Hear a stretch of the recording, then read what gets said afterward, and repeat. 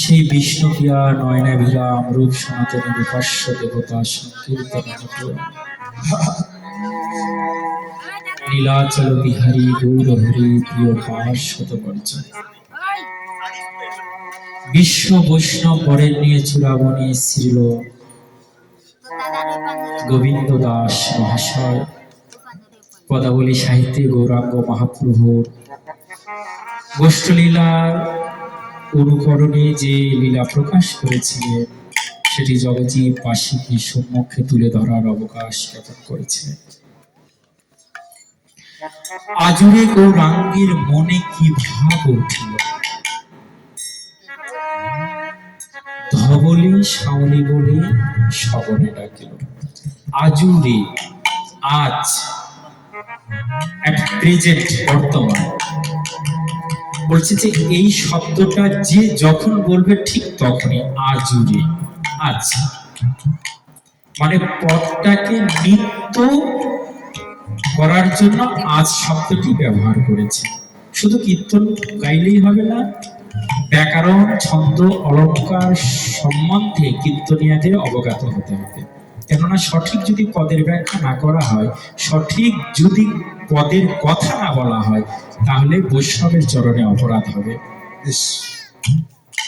এই জায়গায় কীর্তন করতে আসলে একটু মাপ মতন কথা বলতে হবে। অন্যান্য জায়গায় কি করছেন আমি জানি না, কিন্তু এটা নরোত্তম দাস ঠাকুর মহাশয়ের এলাকা, কীর্তন সম্রাট যিনি, এখানে কীর্তন গাইতে হলে অবশ্যই তাকে পদ জেনে গাইতে হবে। অন্যান্য ফাঁকি দিয়েছেন, কিন্তু এখানে ফাঁকি দেওয়া যাবে না, কেননা এখানে প্রতিটা অনুপরামনুতে এখনো ঠাকুর মহাশয়ের অস্তিত্ব আছে।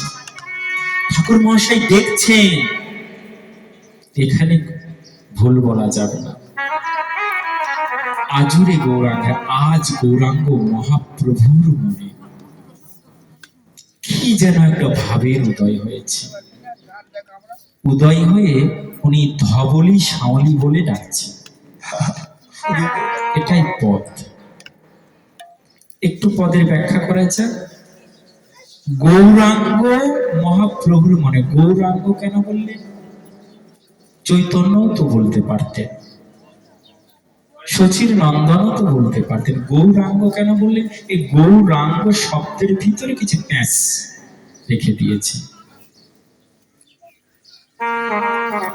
বলছে মহাশয়, আপনি যে আখরে বললেন যেই গৌর সেই কৃষ্ণ, সেই তো এসেছে রাধা কৃষ্ণর ভাব ধরে নদী আর গৌর হয়ে। তাহলে কৃষ্ণ কি? কৃষ্ণের গায়ের রং কি? কালো না? তাহলে কৃষ্ণই যদি গৌর হয়ে আসলো, তাহলে উনি কালো হবেন, উনি আবার ফর্সা হবেন কেন?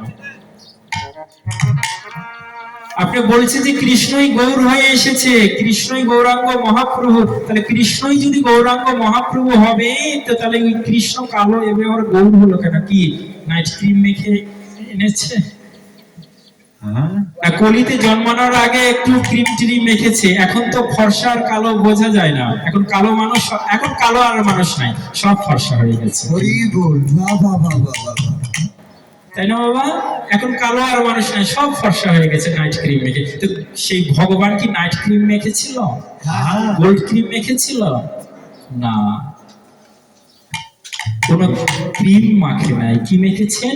রাধার ভাব এবং কান্তি নিয়েছে। বেশ প্রেম ছিল, রাধার ভাব এবং কান্তি নিয়েছে। রাধারানীর অঙ্গ কান্তি কেমন? তপত কাঞ্চন গৌরাঙ্গী রাধে বৃন্দাবনেশ্বরী। তপত কাঞ্চন, তপ্ত কাঞ্চন, তপ্ত শব্দের অর্থ গরম, সুবরণ, কাঞ্চন শব্দের অর্থ সোনা। স্বর্ণকার দেখবেন যখন সোনাতে বান দেয় না, যখন সোহাগার সঙ্গে মিশিয়ে যখন তাপ দেয়, দেখেন সোনার একটা উজ্জ্বলতা প্রকাশ পায়। ঠিক সেই সময় যে রং হয়েছিল, সেই রঙের মতন আমার রাধারানীর অঙ্গ। ওই জন্য বলছি যে তপত কাঞ্চন, সেই তপত কাঞ্চন অঙ্গ কান্তিকে কৃষ্ণ আজ ধারণ করেছে। কেন ধারণ করেছে?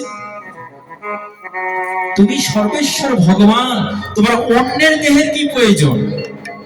তাই না? যিনি সর্বেশ্বর গোটা বিশ্ব ব্রহ্মাণ্ডের মালিক, যার কথাই সমস্ত কিছু হয়, তিনি আমার অন্যের দেহের কি প্রয়োজন? এমন প্রশ্ন হয় না? তিনি ইচ্ছা করলেই তো সব করতে পারবেন, সামান্য একটি দেহের কি প্রয়োজন?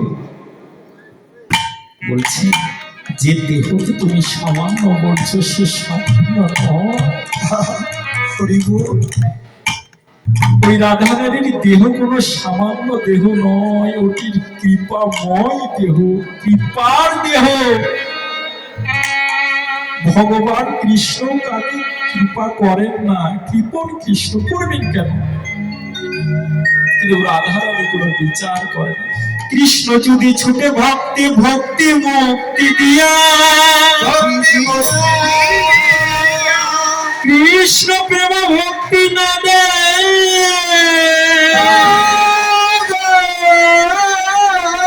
রাখি লুকাইয়া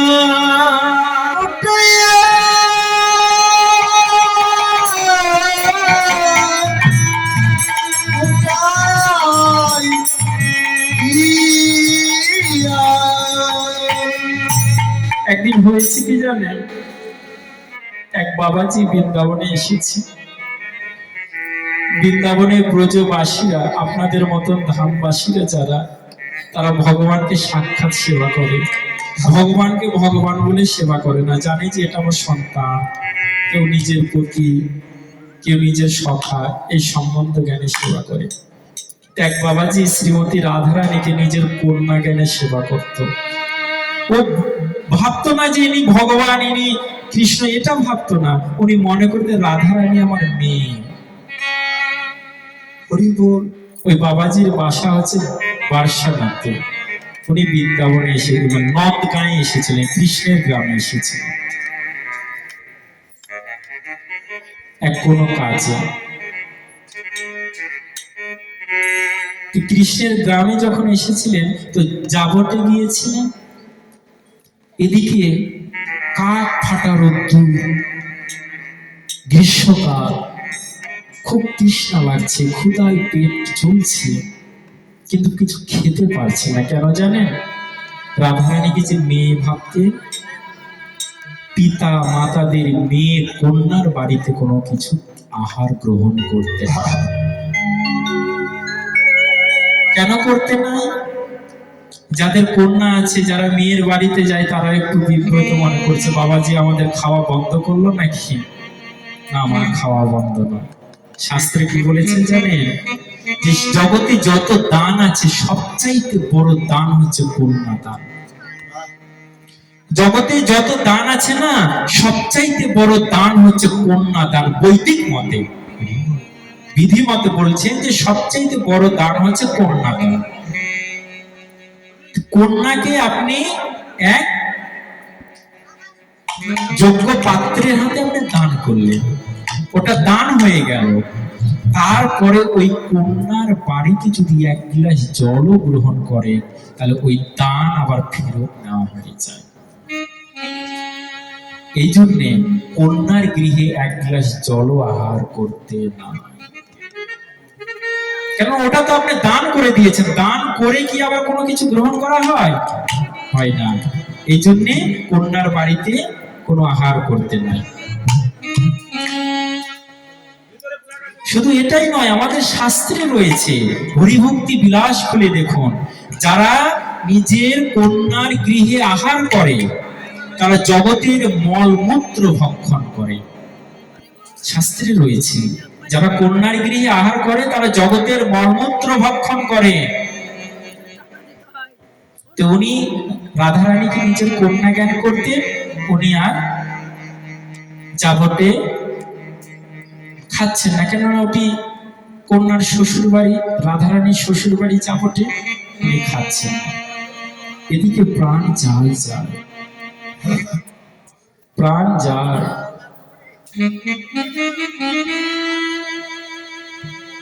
ভগবান তো করুণাময়, উনি রাধারানীকে বলছেন, রাধে তোমার একটা ভক্ত এসেছে, তুমি কিছু সেবা দিবে না? দেখুন ভগবান কেমন চতুর, রাধারানীকে পরীক্ষা করছে। রাধে তোমার ভক্ত এসেছে, তুমি কিছু সেবা দেবে না? রাধারানী বলছেন যে আমি তো সেবা দিব, তুমি কিছু সেবা দিবে না? তো বলছে না, তুমি দাও। আমি কি দিব? বলছে যে তোমার গায়ে যে উত্তরী রয়েছে দামি, সেটি সেবা দাও, তাকে দিয়ে দাও, আহার দাও। তো ভগবান শ্রীকৃষ্ণ চাও, আমি দিব কেন? এটা আমার জন্মদিনে নন্দ বাবা আমাকে উপহার দিয়েছে, আমি এটা দিব কেন? উনি দিলেন না। আহার দাও, বলেছে আমার হাতে তো কিছুই নেই, আমি খেতে দিব কি? রাধারানী কি করলেন জানে? নিজের সেই চুনরি উত্তরীয় নিয়ে আর কিছু প্রসাদ নিয়ে সেই বাবাজির কাছে গিয়ে বলছে যে বাবাজি, আপনি বড়ই অভুক্ত রয়েছেন, কিছু গ্রহণ করুন। তো সেই প্রসাদটা ওনাকে দিলেন। তো বলছে যে না, আমি এখানে কিছু খাবো না, কেননা এটা আমার কন্যার শ্বশুর বাড়ি, এখানে আমাকে খেতে নাই। তো বলছেন যে তোমার কন্যা কে? কন্যা? বলছে কেন, আমার রাধারানী কন্যা। তো বলছে যে রাধারানী কন্যা, সে তো সেই জটিলা কুটিলা ওই মন্দিরে তুমি খেও না। তো বলছে না না, ওই গ্রামেই খাবো না আমি। দেখুন কেমন নিষ্ঠা। বলছে যে কন্যার শ্বশুর বাড়ি, দেখুন ওই গ্রামেও আমি খাবো না। কি করলেন? ওই রাধারানী করলেন ওকে, ওনাকে হাতে ধরে নিয়ে সেই জাবট পার হয়ে অন্য গ্রামে এসে তাকে সেবা দিলেন। তারপরে তাকে সেবা দিয়ে আমার রাধারানী কৃষ্ণের কাছে গিয়ে বলছে যে দেখো, আমার উত্তরীয়তে আমি তাকে দান করে দিলাম, আমি কি এখন বিনা উত্তরীয়তে বাড়ি যাব? মানুষজন দেখবে না? ভগবান করলেন কি, নিজের অঙ্গ থেকে উত্তরীয় খুলে দিলেন। এখান থেকে কি সিদ্ধান্ত পাওয়া গেল? না, ভগবান নিজের ইচ্ছায় কিছু কাউকে দেন না। কার মাধ্যমে দেন? রাধা রানীর মাধ্যমে। রাধা রানী উত্তরীয় দিয়ে দিলেন তাকে, কৃষ্ণ তাকে আবার উত্তরীয় দিলেন, কিন্তু কৃষ্ণ সরাসরি ভক্তকে উত্তরীয় দিলেন না। তত্ত্ব বলছেন এখানে কি, যে ভগবান কাউকে কোনোদিনও প্রেম সরাসরি দেন না। কার মাধ্যমে দেন? রাধা রানীর মাধ্যমে। তাই জগতে যদি কেউ প্রেম পেতে চাও, জগতে যদি কেউ ভজন করতে চাও, আগে রাধা রানীর অনুগত হও। কৃষ্ণের অনুগত হয়ে লাভ নাই, কেন? কৃষ্ণ প্রেম দেবে না। কৃষ্ণের ছোটাছুটি করে লাভ নাই, রাধা রানীর আশ্রয় না। এই জিনিসটা ভগবান করলেন কি, যদেশ্রী হরে কৃষ্ণ করে অন্তর্ধান, অন্তর্ধান করি করে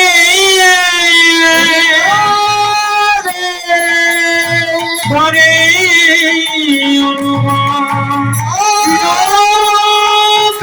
নাহি করি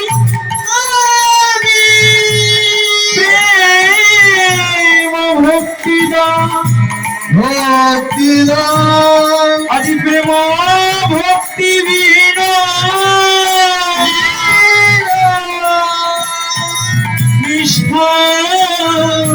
করা।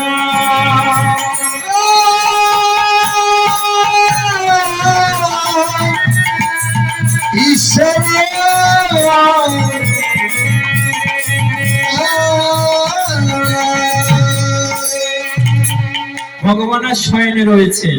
ওমা, আমরা যখন শয়নে যাই, ঘুমাতে যাই, তখন কি ঘুমালে ঘুম ধরে? ধরে না, তাই না?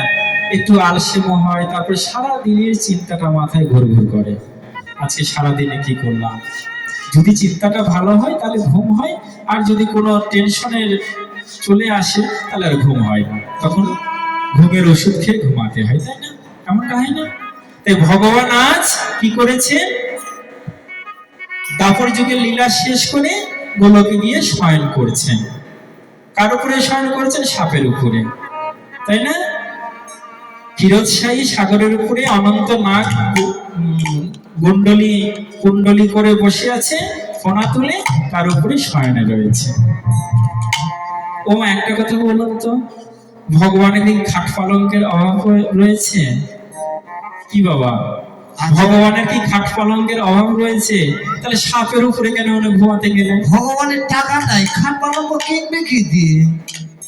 দেখুন, আমরা সনাতন ধর্মের অনেক কিছুই জানি না। এগুলো প্রশ্ন হয় না যে ভগবান সাপের উপরে কেন ঘুমাবে? জানার অনেক জিনিস রয়েছে। সাপ কেন? উনি তো খাট পালঙ্ক ফুলের বিছানা দিয়ে ঘুমাবেন, সব ত্যাগ করে সাপের উপরে ঘুমিয়েছেন কেন? বলবো না ছেড়ে দিব? বলেন বলেন। ভক্তের যদি ইচ্ছা হয় তাহলে বলবো, আপনারা চুপচাপ আছেন। বলবো? মায়েরা জানে তো, জানে। আপনারা তো সবই জানেন, শুধু আমি একটু স্মরণ করে দিব তাই। আপনারা কি সাপ ছুঁয়ে দেখেছেন? কেউ ছন্নে? সাপের কথা শুনলে আপনাদের ভয়ে কেউ ছন্নে, তাই না? আপনারা কি কেউ ছুঁয়েছেন, স্পর্শ করেছেন সাপ? সকলেই তো সবল মারছে। কেমন অনুভব হয়েছে? আরে ওই ওই গোখরো সাপ ছুঁতে বলছি না, ঢোড়া সাপ ছুঁতে, যে সাপের বিষ নাই। ওরে বাপরে বাবু, আর ক্যাশমেশ করে কামড় দেয় বাবু। কেউ কি ছুঁয়েছেন সেই সাপ? ছুঁয়ে দেখবেন, সাপ ছুঁয়ে দেখবেন, দেখবেন সাপের অঙ্গ শীতল ঠান্ডা এবং নরম কোমল। ভগবান করলেন কি জানেন? ওই শীতলতার কোমলতা পাওয়ার জন্য অনন্ত শেষকে বলছে যে তুমি সর্বরূপ ধারণ করো।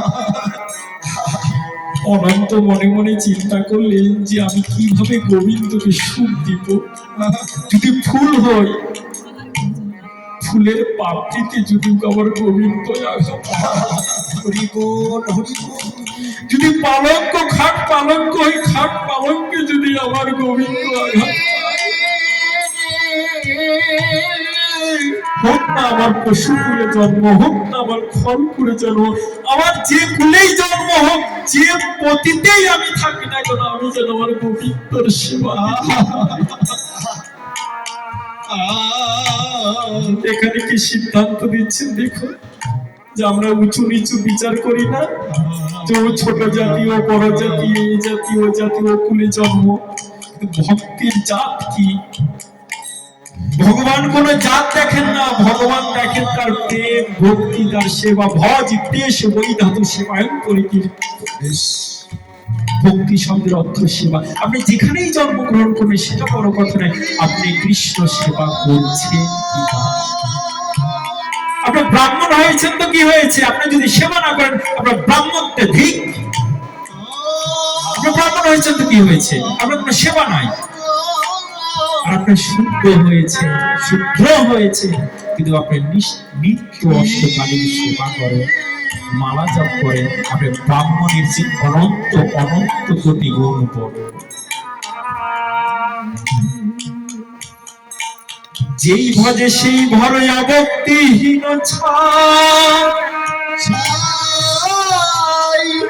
কৃষ্ণ ভজনে না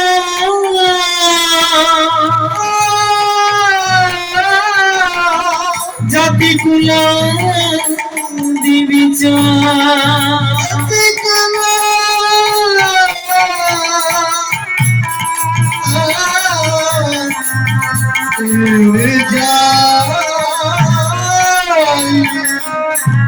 যেই ভজে সেই বড় অভক্তিহীন ছাড়, কৃষ্ণ ভজনে নাই জাতি কুলাতে বিচার। শুধু মানুষের কেন, এই পদবী না, ইতিহাস দেখবেন, আমরা জাতি নিয়ে বেশি আলোচনা হয় না, ছোট জাতিকে সমাজে হিংসিত, এটা নিয়ে একটু আলোচনা করা দরকার।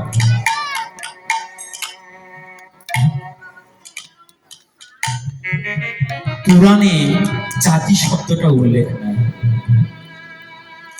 পুরাণে কোথাও, বেদ পুরাণে কোথাও দেখাতে পারবেন না যে জাতি শব্দটা উল্লেখ হয়েছে। যদি দেখিয়ে দেন, আজ থেকে আমি এই মঞ্চে কথা দিলাম, আমি কীর্তনটাই ছেড়ে দিব।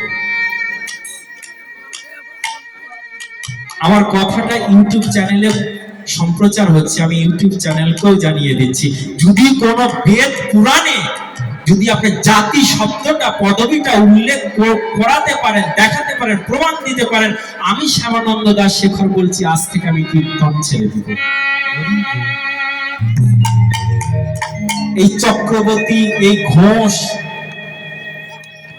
এই বন্দ্যোপাধ্যায়, এই ব্যানার্জি, এগুলো একটাও বেদ পুরাণে নাই। দেখান তো রাজা দশরথের নামের শেষে কি আছে? কি আছে?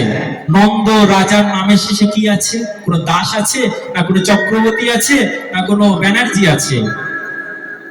এই তারপর যুগ পর্যন্ত কোনো পদবী ছিল না। দেখেন তো কোন মুনি ঋষির নামের শেষে কোনো পদবী আপনি দেখাতে পারবেন? পদবিটা কোথা থেকে শুরু হলো? না এই মধ্যযুগের পর থেকে। কে শুরু করলো? না বল্লাল সেন রাজা। বল্লাল সেন রাজা, রাজা উনি দেবতাও নয়, ভগবানও নয়, উনি রাজা, মানুষ রাজা। করলেন কি? নিজের রাজ্য পরিচালনার জন্য এই পদবী সৃষ্টি করলেন। কার থেকে? এই শূদ্র বর্ণ থেকে। হ্যাঁ, বেদ পুরাণে বর্ণটা উল্লেখ রয়েছে। বর্ণ কয়টি? 4টি। কি কি? ব্রাহ্মণ, ক্ষত্রিয়, বৈশ্য আর শূদ্র। আর জাতি 2টি। কি? এক নারী, এক পুরুষ। বল্লাল সেন করলেন কি? এই শূদ্র বর্ণ থেকে কয়েকটা শ্রেণী ভাগ করলেন, যে আজ থেকে এ মাছ ধরবে, এর নাম হবে হালদার, জেলে। আজ থেকে নৌকা বাইবে, এর নাম হবে মাঝি। আজ থেকে জুতো সেলাই করবে, এর নাম হবে মুচি।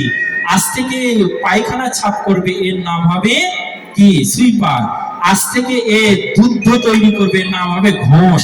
এইভাবে শূদ্র বর্ণ থেকে এগুলো সৃষ্টি করেছে, কিন্তু ভগবান কোন জাতি সৃষ্টি করেন। ইতিহাস দেখুন, আমাকে আমার মুখের কথা নয়, প্রমাণ আছে।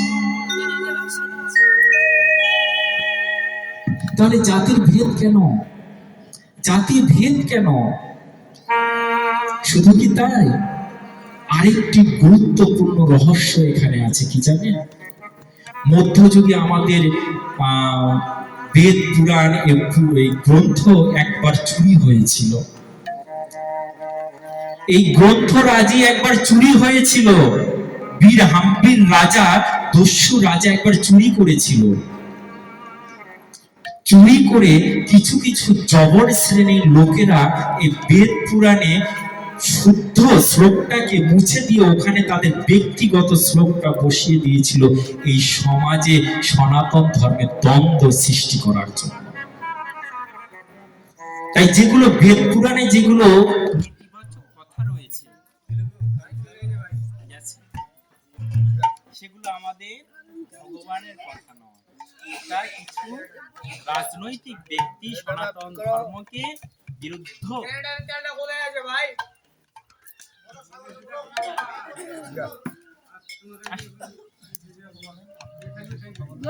দেশে নতুন এসেছে গো।